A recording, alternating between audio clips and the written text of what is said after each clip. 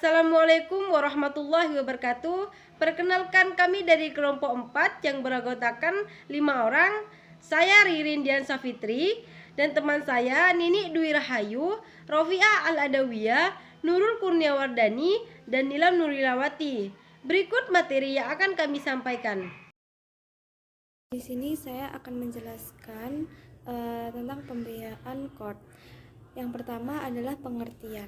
Menurut Syafi'i Antonio, qard adalah pemberian harta kepada orang lain yang dapat ditagih atau diminta kembali, atau dengan kata lain meminjamkan tanpa mengharapkan imbalan. Sedangkan menurut Bank Indonesia, qard adalah akad pinjaman dari bank kepada pihak tertentu yang wajib dikembalikan sesuai dengan jumlah yang dipinjamkan. Yang kedua adalah dasar hukum.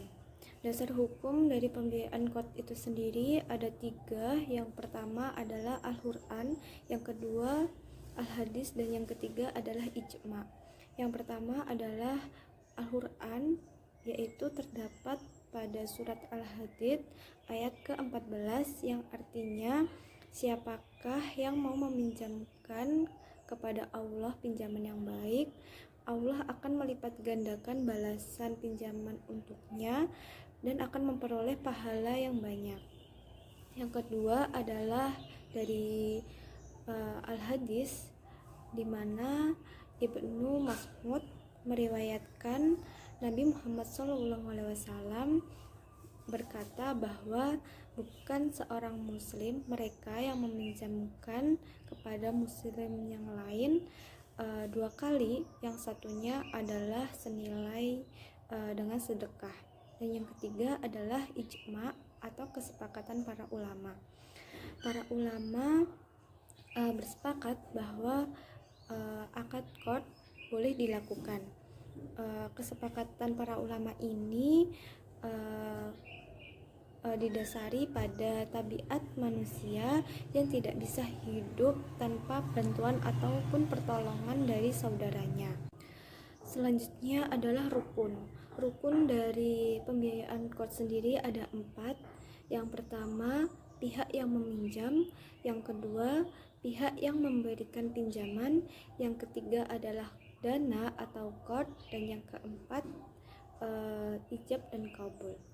Selanjutnya skema qard, di mana antara pihak nasabah dan pihak bank akan melakukan perjanjian atau akad terlebih dahulu.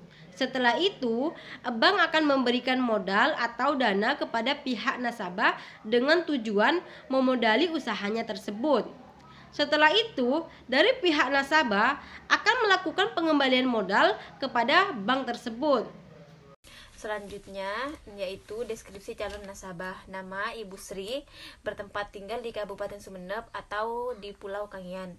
Usaha Ibu Sri ini sudah berjalan kurang lebih dari 4 tahun. Nama untuk usaha Ibu Sri ini berupa sulu jahit. Dalam setiap harinya Ibu Sri selalu mendapat pesanan baik berupa anak-anak hingga orang dewasa.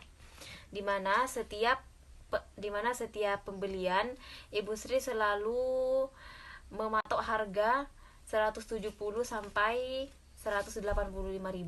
Jadi kira-kira untuk penghasilan per bulannya Ibu Sri selalu mendapatkan keuntungan 700 sampai 800.000 rupiah. Dalam usaha pembuatan pakaian ini, Ibu Sri tidak dibantu karyawan apapun. Jadi Ibu Sri melakukannya sendiri, mulai dari membeli kain sampai jadi pakaian. Jadi, hasil analisis kelayakan usaha nasabah dengan 5C dari kelompok kami adalah sebagai berikut. Yang pertama, karakter. Karakter menggambarkan watak dan kepribadian dari calon nasabah. Dan nasabah kami yang bernama Ibu Sri Sulusia, usahanya penjahit dan nama usahanya Sulu Jahit. Ibu Sri memiliki kepribadian yang sangat baik dan ramah. Pada saat kami wawancara melalui video call, Ibu Sri sangatlah lemah lembut dalam berbicara dan sopan santun. Menurut informasi dari tetangga dan orang yang menggunakan jasanya, ternyata memang benar Ibu Sri sangatlah baik dalam melayani pembuatan pakaian baik atasan maupun bawahan. Ibu Sri juga memiliki sifat yang jujur dan suka menolong. Selain itu, Ibu Sri juga bekerja keras dan selalu optimis dalam bekerja. Yang kedua, kapasiti atau kemampuan. Industri jasa Ibu Sri sudah berjalan kurang lebih 3 tahun yang dirintis sejak tahun 2017. Ibu Sri dalam usahanya bertindak sebagai pemilik usaha dan pengelola usaha.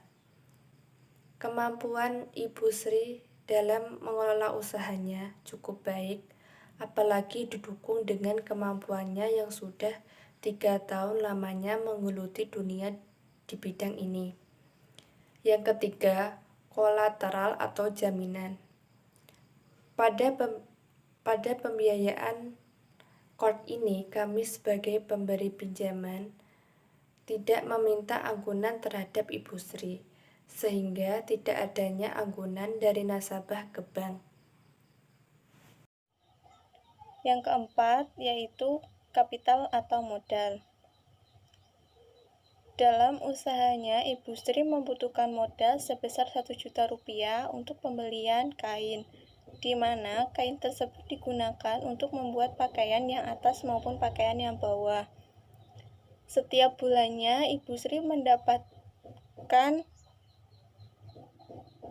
hasil dari usaha sebesar 1.800.000 rupiah.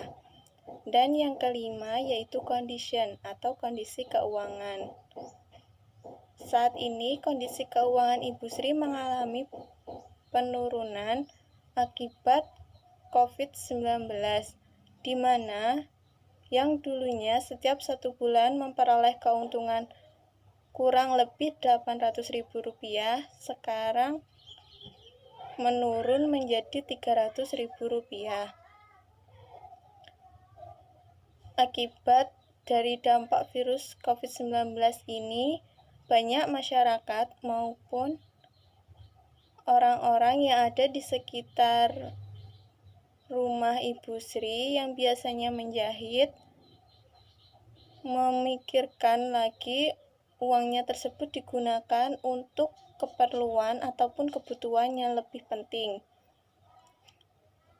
Walaupun usaha Ibu Sri saat ini mengalami penurunan akibat COVID-19 ini, kami yakin bahwa Ibu Sri dapat melunasi angsuran yang telah kami berikan sesuai dengan waktu yang telah kami tentukan.